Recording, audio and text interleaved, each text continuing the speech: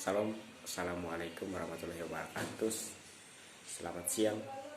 Perkenalkan, nama saya Peter Malaikai.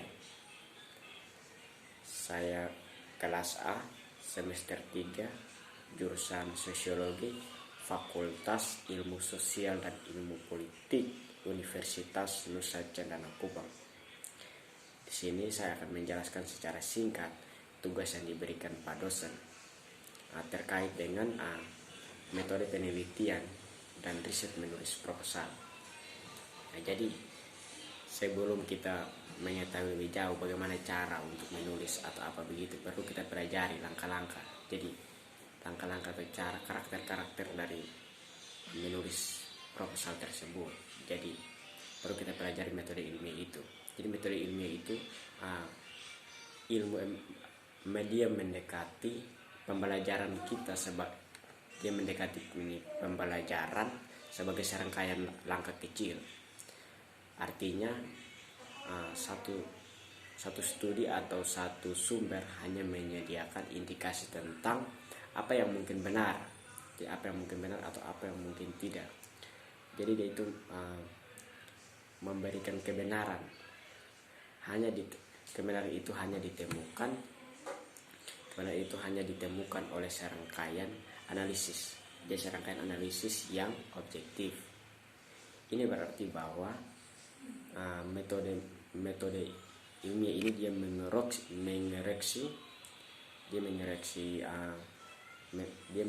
melalui serangkaian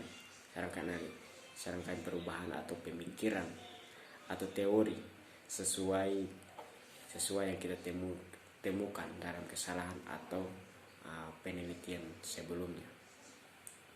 Jadi tentu saja sebelum kita mempelajari hal tersebut, kita juga harus tahu karakteristik dari metode tersebut. Jadi karakteristik dari metode ilmiah tersebut itu dibagi menjadi 5 bagian atau 5 cara atau apa begitu.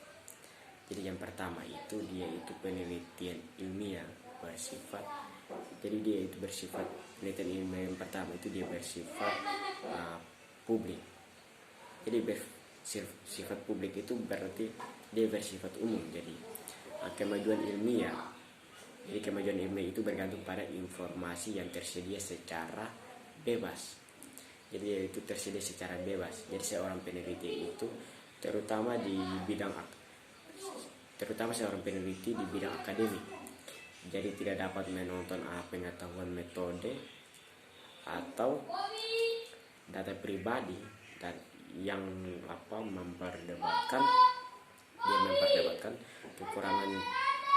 memperdebatkan temuannya. Jadi setelah dia menemukan hal tersebut itu, setelah dia melakukan penelitian, maka tidak memperdebatkan atau mempersulit penelitiannya. Jadi informasi penelitian itu harus ilmiah dan dikomunikasikan secara dari satu peneliti ke peneliti lainnya. Itu yang pertama. Jadi peneliti juga harus menyiapkan uraian atau hasil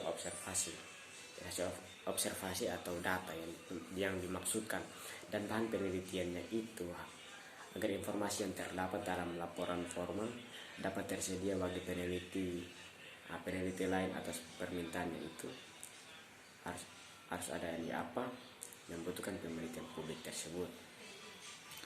Yang kedua itu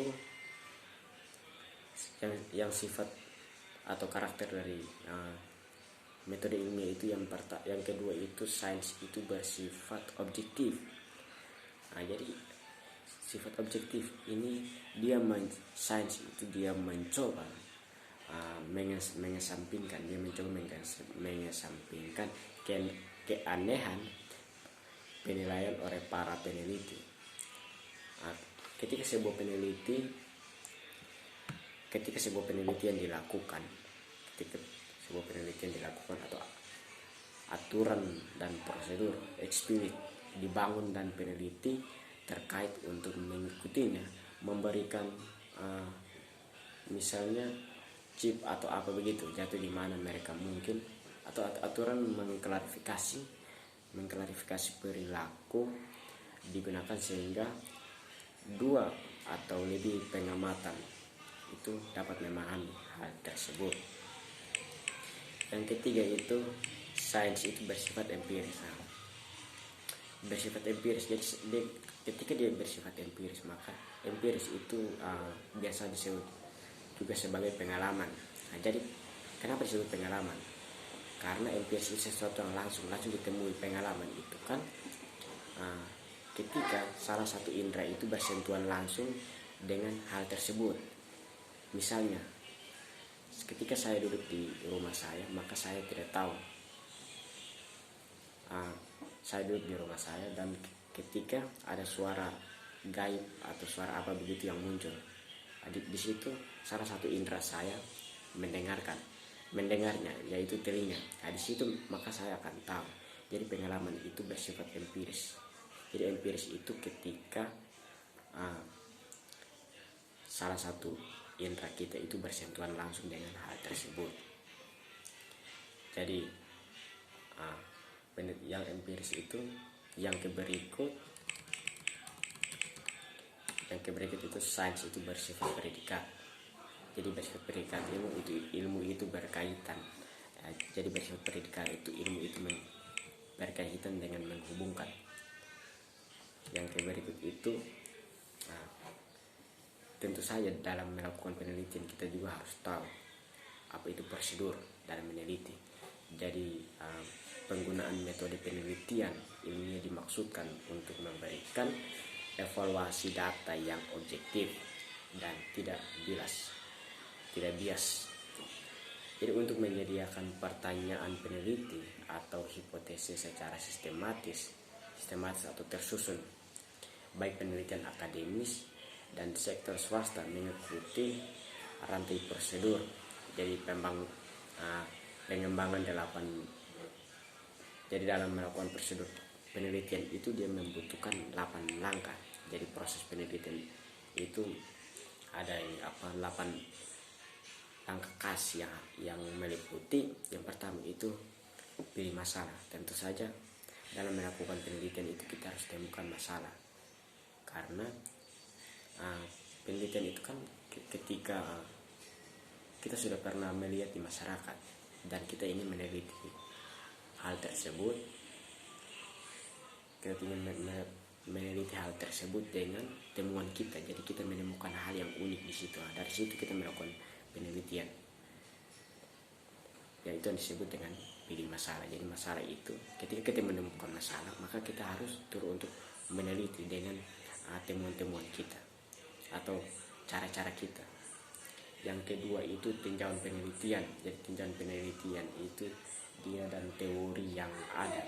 Jadi teori yang ada itu juga harus relevan atau kembangkan. Jadi yang ketiga, hipotesis atau pertanyaan peneliti. Hipotesis atau pertanyaan penelitian ini dia melakukan percobaan dan melakukan pertanyaan, kenapa hal ini bisa terjadi dan kenapa hal ini bisa dimaksudkan, kenapa, sehingga dia menemukan jawaban-jawaban atas pertanyaannya.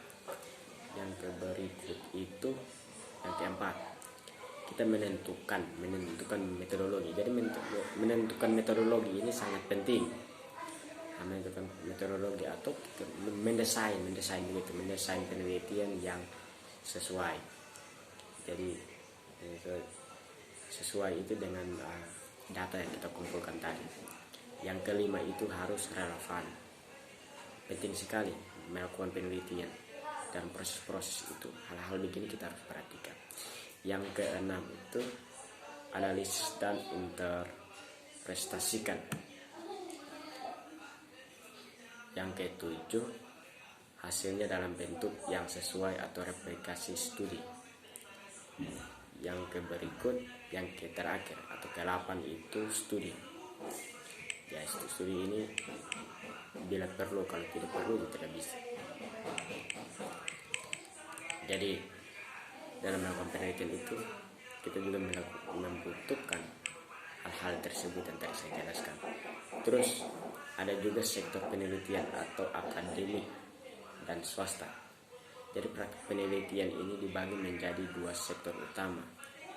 Sektor utama penelitian, jadi penelitian akademis dan penelitian swasta. Jadi penelitian akademis, penelitian yang dilakukan oleh para orang sarjana atau orang yang belajar di perguruan tinggi atau di tingkat universitas. Dan penelitian swasta itu penelitian sektor swasta yang dilakukan oleh bisnis. Jadi ini penelitian swasta itu penelitian dilakukan oleh orang-orang bisnis di industri atau non pemerintah atau konsultasi penelitian mereka itu.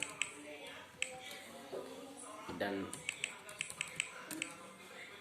itu adalah video singkat yang saya pahami dari materi tersebut. Sekian dan terima kasih. Salam.